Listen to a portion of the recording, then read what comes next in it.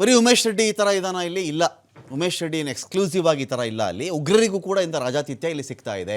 ಪರಪ್ಪನ ಅಗ್ರಹಾರ ಜೈಲಲ್ಲಿ ಉಗ್ರರಿಗೆ ಹೈಫೈ ಸೌಲಭ್ಯ ಸಿಗ್ತಾ ಇದೆ. ಅಲ್ಲಿ ಜೈಲಲ್ಲಿ ಬಿಂದಾಸ್ ಆಗಿ ಮೊಬೈಲನ್ನು ಬಳಸ್ತಾ ಇದ್ದಾರೆ ಉಗ್ರರು. ಇಲ್ಲಿ ಲಷ್ಕರ್ ಎ ತೊಯ್ಬಾ ಭಯೋತ್ಪಾದಕರ ಕೈಯಲ್ಲಿ ಆ್ಯಂಡ್ರಾಯ್ಡ್ ಫೋನ್ಗಳಿವೆ. ಅಂದರೆ ಅಕಸ್ಮಾತ್ ಇವನಿಗೆ ಯಾರಾದರೂ ಫೋನ್ ಕೊಟ್ಟಿದ್ರೆ, ಈ ಲಷ್ಕರ್ ತೊಯ್ಬಾ ಭಯೋತ್ಪಾದಕರ ಕೈಗೆ ಯಾರಾದರೂ ಆ ಜೈಲಿನ ಸಿಬ್ಬಂದಿ ಫೋನ್ ಕೊಟ್ಟಿದ್ರೆ, ಆ ಭಯೋತ್ಪಾದಕರಿಗಿಂತ ನಿಜವಾದ ಭಯೋತ್ಪಾದಕರು ಇವರೇ ಆಗ್ತಾರ್ರಿ. ಇವರೇನು ಮಾಡ್ತಾರೆ, ಈ ಸ್ಲೀಪರ್ ಸೆಲ್ಗಳಿಗೆ ಇವರು ಅಕಸ್ಮಾತ್ ಟಚ್ಚಲ್ಲಿದ್ದು, ಸ್ಲೀಪರ್ ಸೆಲ್ಗಳಿಗೆ ಟಚ್ಚಲ್ಲಿದ್ದು ಇವರು ಅವರೇನಾದ್ಮೇಲೆ ಉಗ್ರಗಾಮಿ ಕೃತ್ಯವನ್ನು ಜೈಲು ಒಳಗಡೆ ಇವರು ಮಾಡಿಸೋದಾದರೆ ಯಾರೋ ಅಮಾಯಕರ ಪ್ರಾಣ ತೆಗಿತಾರಲ್ವೇನ್ರಿ ಇವರು? ಇಲ್ಲಿಂದ ಆಪ್ರೇಟ್ ಮಾಡೋದು, ಇಂಥವ್ರನ್ನೇ ಕಾಂಟ್ಯಾಕ್ಟ್ ಮಾಡು, ದುಡ್ಡು ಏನು ಮೊಬೈಲ್ ಇತ್ತು ಅಂದರೆ ನಿಮಗೆ ಅದರಲ್ಲೇ ಅಕೌಂಟು ಕೂಡ ಅದರಲ್ಲೇ ಆ್ಯಡ್ ಆಗಿರುತ್ತೆ. ಫೋನ್ಪೇನೋ, ಜಿಪೇನೋ, ಪೇಟಿಎಮ್ಮು ಏನೋ ಒಂದು ಮಾಡ್ಕೊಳ್ತಾರಲ್ವೇನ್ರಿ? ದುಡ್ಡು ಅಲ್ಲಿಂದ ನಿಮ್ಗೆ ಆಪ್ರೇಟ್ ಆಗುತ್ತೆ, ಮಾಹಿತಿ ಇರುತ್ತೆ. ಫೋನಲ್ಲಿ ಏನು ವಿಷಯ ಬೇಕು ಅಂತ ಹೇಳ್ತಾರೆ, ಇಲ್ಲೇನು ಕೊಂಡ್ಕೋ ಅಂತ ಹೇಳ್ತಾರೆ. ಆನ್ಲೈನ್ ಬೇಕಾದ್ರೆ ಆರ್ಡ್ರ್ ಮಾಡ್ಕೋಬಹುದು ಇವರು. ಯಾರಿಗಾದ್ರೂ ಅದನ್ನು ಇಂಥ ಕಡೆ ಕಳಿಸು ಅಂತ ಹೇಳ್ಬಹುದು, ಅದನ್ನು ಇನ್ನೊಂದೇನೋ ಪಾರ್ಸಲ್ ವ್ಯವಸ್ಥೆ ಮಾಡಬಹುದು. ಈ ಥರ ಎಲ್ಲ ಮಾಡಿಬಿಟ್ಟು ಜೈಲು ಒಳಗಡೆಯಿಂದಾನೇ ಅಲ್ಲೊಂದು ಬಾಂಬ್ ಸಿಡಿತು ಅಂದ್ಕೊಳ್ಳಿ, ಸೈನಿಕರನ್ನ ಕೊಂದರು ಅಂತ ಅಂದ್ಕೊಳ್ಳಿ, ಇನ್ನೆಲ್ಲೋ ಬೆಂಗಳೂರಲ್ಲೋ ಇನ್ಯಾವುದೋ ಊರಲ್ಲಿ ಜನನ ಸಾಯಿಸಿದ್ರು ಅಂತ ಅಂದ್ಕೊಳ್ಳಿ. ಉದಾಹರಣೆಗೆ ಹೇಳ್ತಿದ್ದೀನಿ ನಾನು. ಇವ್ರನ್ನ ಕೇಳಿದ್ರೆ ಇವ್ರ ಕೈವಾಡ ಇದೆ ಅಂದರೆ, ನಾವು ಜೈಲಲ್ಲಿ ಇದ್ದೀವಿ ರೀ, ನಮ್ದು ಯಾವ ಕೈವಾಡ ಇರುತ್ತೆ ಇದರಲ್ಲಿ? ಇವ್ರನ್ನ ಏನು ಮಾಡಿಯೂ ಕೂಡ ಕೋರ್ಟಲ್ಲಿ ಪ್ರೂವ್ ಮಾಡೋಕ್ಕಾಗಲ್ಲ. ಎರಡು ವಿಚಾರ ಇರ್ತವೆ ಯಾವಾಗಲೂ ಅಪರಾಧ ವಿಚಾರಗಳಲ್ಲಿ. ಒಂದು, ಘಟನೆ ನಡೆದಿದೆ, ಎ ಅನ್ನೋನು ಬಿ ಅನ್ನೋನು ಸಾಯಿಸ್ತಾ ಅಲ್ವಾ? ಇಡೀ ಜನ ಎಲ್ಲ ನೋಡಿರ್ತಾರೆ. ಎ ಅನ್ನೋನು ಬಿ ಅನ್ನೋ ಸಾಯಿಸ್ಬಿಟ್ಟ ರೀ, ಅವ್ನು ಬಂದ ಮಚ್ಚಲ್ಲಿ ಹೊಡೆದ್ಬಿಟ್ಟ, ಗನ್ನಲ್ಲಿ ಸಾಯಿಸ್ಬಿಟ್ಟ ಅವನು ಹೇಳ್ತಾರಲ್ವಾ? ಸೊ ವಿಷಯ ಹೇಳಿದಾಗ ಕೋರ್ಟ್ ಲೆವೆಲ್ಗೆ ಬರುತ್ತೆ ಅಂತ ಅಂದ್ಕೊಳ್ಳಿ. ಯಾವ ಗನ್ನು? ಅವನ ಕೈಲಿ ಗನ್ನೇ ಇರಲಿಲ್ಲ, ಅವನು ಮಚ್ಚು ತಂದೇ ಇಲ್ಲ, ಅವತ್ತು ಅಸಲಿಗೆ ಆ ಘಟನೆ ನಡೆದೇ ಇಲ್ಲ, ಅವನು ಆಲ್ರೆಡಿ ಯಾವುದೋ ಬಸ್ ಗುದ್ಬಿಟ್ಟು ಸತ್ತೋಗಿದ್ದವನು. ಹಿಂಗೆ ಶುರುವಾಗುತ್ತಲ್ಲ. ಇವ್ರನ್ನ ಕರ್ಕೊಂಡು ನಾಳೆ ದಿನ ನಿಲ್ಲಿಸಿದ್ರೆ ಇವ್ರಿಗೆ ಫೋನ್ ಕಾಲ್ ಬಂದಿದೆ, ಹಾಗೆ ಹೀಗೆ ಟವರು ಲೊಕೇಶನ್ ಅಂತ ಹೇಳಿದ್ರೆ, ಇಲ್ಲ ಸರ್ ನಮ್ಮ ಹೆಸರಲ್ಲಿ ಯಾರೋ ಮಾಡಿಬಿಟ್ಟಿದ್ದಾರೆ, ನಮ್ಮ ಕೈಯಲ್ಲಿ ಮೊಬೈಲ್ ಎಲ್ಲಿ ಬರಬೇಕು, ನಾವಿರೋದೇ ಜೈಲಲ್ಲಿ, ನಾವಿರೋದೇ ಜೈಲೊಳಗಡೆ ಮೊಬೈಲ್ ಕೊಡ್ತಾರಾ ಸರ್? ಎಲ್ಲಾದರೂ ಉಂಟಾ? ಚೇ ಇಲ್ಲ. ಇವ್ರು ವಾದ ಮಾಡ್ಬೋದಲ್ಲ ನಾಳೆ ದಿನ. ಲಷ್ಕರ್ ತೊಯ್ಬಾ ಭಯೋತ್ಪಾದಕರ ಕೈಯಲ್ಲಿ ಆ್ಯಂಡ್ರಾಯ್ಡ್ ಫೋನ್ಗಳಿವೆ ಅಂತ ಹೇಳಿದ್ರೆ ಏನಾಗಿದೆ ಪರಪ್ಪನ ಅಗ್ರಹಾರ ವ್ಯವಸ್ಥೆ? ದರ್ಶನ್ ಎಲ್ಲ ಫೋಕಸ್ ಮಾಡಿದ್ರು. ರಾಜತೀತ ಆಗಿದ್ದು ನಿಜ, ಅದಕ್ಕೆ ಬಳ್ಳಾರಿಗೆ ಶಿಫ್ಟ್ ಮಾಡಿದ್ದು ನಿಜ. ಇದೇ ಕೇಸಲ್ಲಿ ಇದೇ ದರ್ಶನ್ಗೆ ಮತ್ತೆ ಬೇಲ್ ಕ್ಯಾನ್ಸಲ್ ಆಗಿ ಮತ್ತೆ ಪರಪ್ಪನ ಅಗ್ರಹಾರ ಜೈಲಿಗೆ ಬಂದಿದ್ದು ನಿಜ. ಈಗ ದರ್ಶನ್ನು ಒಂದು ಹಾಸಿಗೆ ಕೊಡಿ, ದಿಂಬು ಕೊಡಿ, ನನಗೆ ಸ್ವಲ್ಪ ಸೂರ್ಯನ ಬಿಸಿಲು ಕೊಡಿ, ನನಗೆ ಫಂಗಸ್ ಬರ್ತಾ ಇದೆ ಕೈನಲ್ಲಿ, ಯಾಕೆ ಈ ಥರ ಮಾಡ್ತಿದ್ದೀರಿ ಅಂತ ಕೇಳಿದ್ದು ನಿಜ. ದರ್ಶನ್ ಮುಖ ಇಳಿದು ಹೋಗಿರೋದು, ಐ ಬ್ಯಾಗ್ ಬಂದುಬಿಟ್ಟಿದೆ ದರ್ಶನ್ಗೆ, ಐ ಬ್ಯಾಗ್ ಕಣ್ಣು ಕೆಳಗಡೆ ಒಂದು ಚೀಲದ ಥರ ನೇತಾಡ್ತಾ ಇದೆ. ಆ ಮಟ್ಟಕ್ಕೆ ದರ್ಶನ್ ಆಗಿರೋದು. ಸರಿ, ದರ್ಶನ್ಗೆ ಇದು ಮಾಡ್ತೀರಾ ನೀವು? ಎಲ್ರಿಗೂ ಇದೇ ಮಾಡಿ. ಹಾಗಾದರೆ ರಾಜತೀತ್ಯ ಕೊಡಿ ಅಂತ ಯಾರಿಗೂ ಕೇಳ್ತಾ ಇಲ್ಲ. ಅಂದರೆ ಭಾರತದ ಇಡೀ ಜೈಲ್ ವ್ಯವಸ್ಥೆ ಇದೆಯಲ್ರಿ, ಭಾರತದ ಜೈಲ್ ವ್ಯವಸ್ಥೆ ಶಿಕ್ಷೆಯನ್ನು ಮನಸ್ಸಲ್ಲಿಟ್ಕೊಂಡು ಮಾಡಿರ್ತಕ್ಕಂಥ ಜೈಲುಗಳೆಲ್ಲ ಭಾರತದಲ್ಲಿ. ಅನೇಕ ದೇಶಗಳಲ್ಲಿ ಶಿಕ್ಷೆ ಮನಸ್ಥಿತಿಯಲ್ಲಿ ಜೈಲಲ್ಲಿ ಮಾಡಿರ್ತಾರೆ. ಪನಿಷ್ಮೆಂಟ್, ಅವನಿಗೆ ಹೊಡಿತಾರೋ ಬಡಿತಾರೋ, ಕಠಿಣಾತಿ ಕಠಿಣ ಕೆಲಸಗಳನ್ನು ಕೊಡ್ತಾರೋ, ಹಿಂಸೆ ಕೊಡ್ತಾರೋ, ಊಟ ಕೊಡಲ್ವೋ, ಪನಿಷ್ಮೆಂಟ್ ಲೆಕ್ಕ ಅದು. ಭಾರತದ ಜೈಲುಗಳಿರೋದು ಮನಃಪರಿವರ್ತನೆ ನಿಮ್ಮ ಉದ್ದೇಶ ಆದರೆ ಜೈಲನ್ನೇ ಮನೆ ಪರಿವರ್ತನೆ ಆಗೋ ರೀತಿಯಲ್ಲಿ ಮಾಡಬಾರ್ದಲ್ಲ ಅವರು.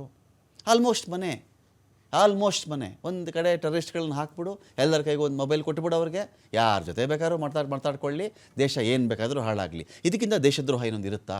ಈ ಟೆರರಿಸ್ಟ್ಗಳ ಕೈಗೆ ಮೊಬೈಲ್ ಸಿಕ್ಕಿರೋದೇ ಆದರೆ ಅವ್ರಿಗಿಂತ ಡೇಂಜರಸ್ಸು ಕಾಸಿನ ಆಸೆಗೋ ಇನ್ನೊಂದರ ಆಸೆಗೋ ಅವರಿಗೆ ಸೌಲಭ್ಯ ಒದಗಿಸಿ ಕೊಟ್ಟಿದ್ದಾರಲ್ಲ ಅವ್ರದ್ದಲ್ವಾ?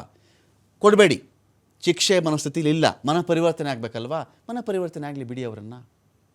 ಇಲ್ಲ ಕೊಡ್ತೀರಾ? ಮಿನಿಮಮ್ ಸೌಲಭ್ಯ ಎಲ್ರಿಗೂ ಮಾಡಿ. ಈ ಥರದ್ದು ಮಿನಿಮಮ್ ಸೌಲಭ್ಯ ಎಲ್ರಿಗೂ ಕಲ್ಪಿಸ್ಬಿಡಿ. ನಮ್ಮ ಪರಪ್ಪನಗರ ಜೈಲು ಇರೋದೇ ಈ ಥರ, ಯಾರನ್ನೂ ತುಂಬ ಕ್ರೂರವಾಗಿ ನಡೆಸ್ಕೊಳ್ಳಲ್ಲ.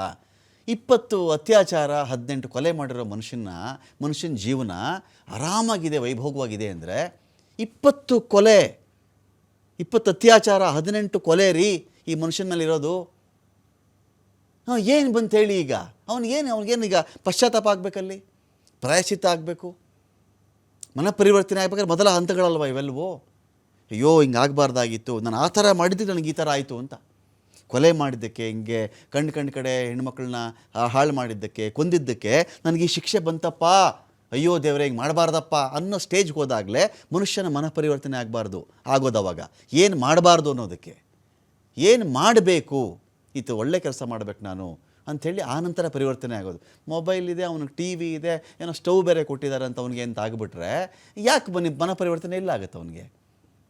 ಜೈಲನ್ನೇ ಮನೆ ಪರಿವರ್ತನೆ ಮಾಡ್ಕೊಂಬಿಟ್ಟು ಅವನು ಮನೆಯನ್ನಾಗಿ ಪರಿವರ್ತನೆ ಮಾಡ್ಕೊಂಡಿದ್ದಾನೆ.